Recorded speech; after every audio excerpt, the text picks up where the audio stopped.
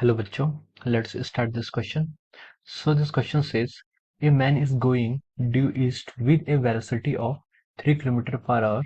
Rain falls vertically downwards with a speed of 10 km per hour. Calculate the angle at which he should hold his umbrella so as to save himself from rain. तो यहाँ पर हमें ये angle जो निकालना है, basically जो first आपका क्वेश्चन है, ये क्वेश्चन का जो की कॉन्सेप्ट है, ये क्वेश्चन आपका रिलेटिव वेलोसिटी से लिया गया है, जहाँ पर हमें वेक्टर अलजेब्रा यूज करनी है। तो ये इसका की कॉन्सेप्ट क्या होगा? इसका की कॉन्सेप्ट होगा आपका ये रिलेटिव वेलोसिटी का क्वेश्चन है, या फिर आप कह सकते हैं ये आपका वेक्टर अलजेब्रा का भी क्वेश्चन है। हम इसको वेक्टर अलजेब्रा से यहाँ पर करेंगे। तो चलिए देखिए, अब क्वेश्चन को हम स्टार्ट करते हैं। और देखिए, क्वेश्चन बोल रहा है कि a man is going due east with a speed और velocity of 3 kilometre per hour. तो this is the velocity of man, ये मैन की वेलोसिटी है, which is given 3 kilometer per hour. This is the velocity of man with respect to the ground. तो man क्या कर रहा है? आपका इस डायरेक्शन में जा रहा है, तो मैं इसे लिख सकता हूँ velocity of man with respect to the ground कितनी आई है आपकी? 3 किलोमीटर पर आवर। इस क्वेश्चन में आपको गिवन है। अब उसने क्वेश्चन में दिया है कि rain false vertically downward with speed of 10 kilometre per our. जो आपकी रेन है, रेन आपकी डाउनवर्ड गिर रही है, किस स्पीड से गिर रही है? 10 किलोमीटर पर आवर। ये आपको दिया है कितना? 10 किलोमीटर पर आवर। ये आपकी रेन की स्पीड है। हम लिख सकते हैं velocity of rain with respect to the ground is again equal to 10 kilometre per hour. तो देखिए, हम अगर यहाँ पर कोऑर्डिनेट एक्सेस डिफाइन करें क्वेश्चन को सॉल्व करने के लिए, वेक्टर का क्वेश्चन है, तो ये आपका क्या हो जाएगा? ये आपका एक्स एक्सिस है, ये आपका वाई एक्सिस है। तो राइट साइड को हम एक्स को पॉजिटिव लेंगे और अपवर्ड हम वाई एक्सिस को पॉजिटिव लेंगे। तो देखिए, मैन आपका 3 किलोमीटर पर आवर मूव कर रहा है एक्स डायरेक्शन की तरफ, तो ये क्या आ जाएगा? आपका आई कैप हो जाएगा।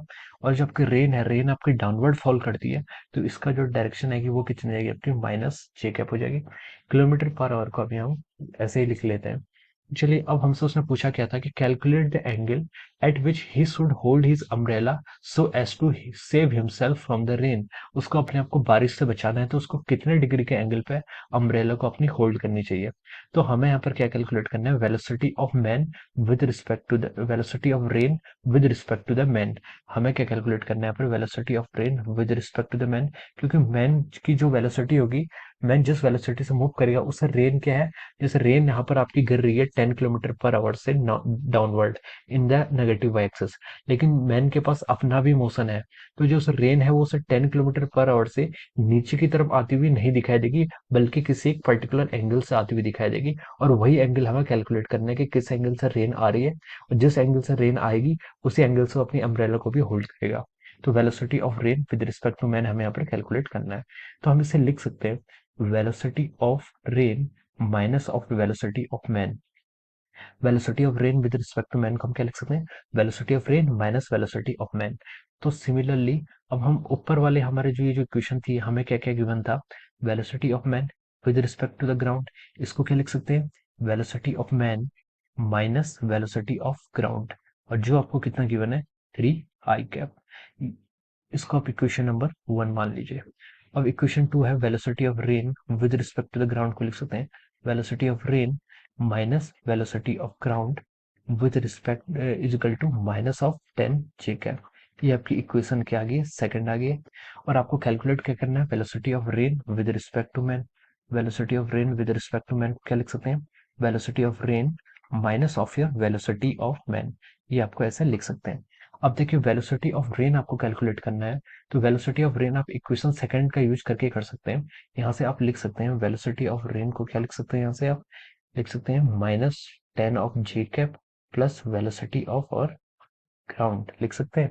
और यहाँ पर हम इसको यहाँ पुट कर ले, तो इसको लिख लेंगे minus of 10 J cap plus velocity of ground और माइनस। अब यह देखिए, वेलोसिटी ऑफ मैन को हम इक्वेशन 1 से क्या लिख सकते हैं? वेलोसिटी ऑफ मैन को अगर हमें लिखना है, तो velocity of man can be written as 3 I cap plus velocity of our ground.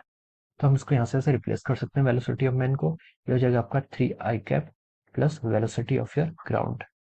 तो अब इसको हम सिंप्लीफाई करते हैं, तो इसको देखिए सिंप्लीफाई करके हम क्या लिख सकते हैं? इसको अगर हम आगे और सिंप्लीफाई करें, तो देखिए माइनस 10 जे कैप ये आपका है minus of your 10 J cap, और यह आपका minus of your 3 I cap. और वीजी माइनस वीजी आपका कैंसिल हो जाएगा, तो ये आपका आ जाएगा 0। ठीक है, तो आपको जो आंसर आ रहा है ये आ रहा है -10 j cap minus of your 3 i cap. तो जो आपका नेट रिजल्टेंट आ रहा है हमारे यहाँ पर, वो आपकी वेलोसिटी हम निकाल सकते हैं। Velocity of rain with respect to man अगर आपको कैलकुलेट करनी है, तो हम इसका मैग्नीट्यूड निकाल सकते हैं, रूट ऑफ 3 का स्क्वायर 9 और 10 का स्क्वायर 100। तो उसकी वेलोसिटी कितनी होनी चाहिए, 109 kilometre per hour. Root of 109 kilometre per hour इसकी वेलोसिटी होनी चाहिए। लेकिन क्वेश्चन में हमसे एंगल पूछा हुआ है। क्वेश्चन में क्या पूछा हुआ है हमसे, एंगल। तो हम इसका एंगल निकाल सकते हैं। अब देखिए वेलोसिटी आपकी जो आई है, velocity of rain with respect to the man कितनी आई है, -10 j cap minus 3 i cap.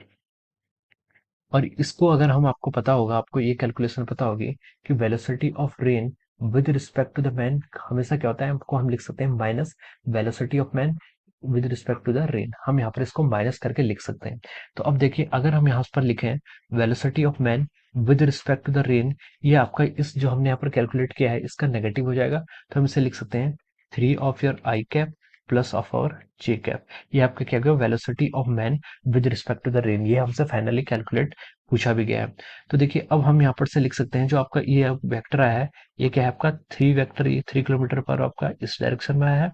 और आपका जे कैप के डायरेक्शन के अलोंग कितना है यहाँ पर आपका 10 किलोमीटर पर आवर। ये क्या आपकी वेलोसिटी आ गई है। अब इसका जो रिजल्टेंट है वो √109 है।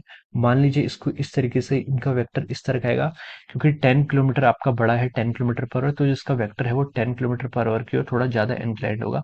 और मान लीजिए ये एंगल आपका थीटा है, और आपको यही एंगल थीटा कैलकुलेट करना है, क्योंकि उसे किस इसी एंगल से वो क्या करेगा, अपनी अम्ब्रेला को होल्ड करेगा, जिससे कि बारिश को रोक पाए। तो यहाँ पर से हम लिख सकते हैं टेन थीटा हम फाइंड आउट करें, तो टेन थीटा को हम लिखेंगे, टेन थीटा कितना होता है आपका परपेंडिकुलर बाई बेस। तो आपका परपेंडिकुलर यहाँ पर से 3 और बेस है आपका 10। तो टेन थीटा की वैल्यू कितनी आएगी आपके यहाँ से, 3/10 आ गई है। और हम इसको फर्दर लिख सकते हैं, theta is equal to your 10 inverse of your 0.3। तो theta is equal to 10 inverse of 0.3। तो ये एंगल आपका जो आता है, ये आ गया आपका 16.69 समथिंग, या फिर हम लिख सकते हैं इसको 16.7 डिग्री। तो 16.7 ये आपका रेडियन में होगा, डिग्री में नहीं। तो ये जो आपका एंगल हो गया। तो अब हम यहाँ से, हमने यहाँ पर फाइंड आउट कर लिया, कैलकुलेट द एंगल।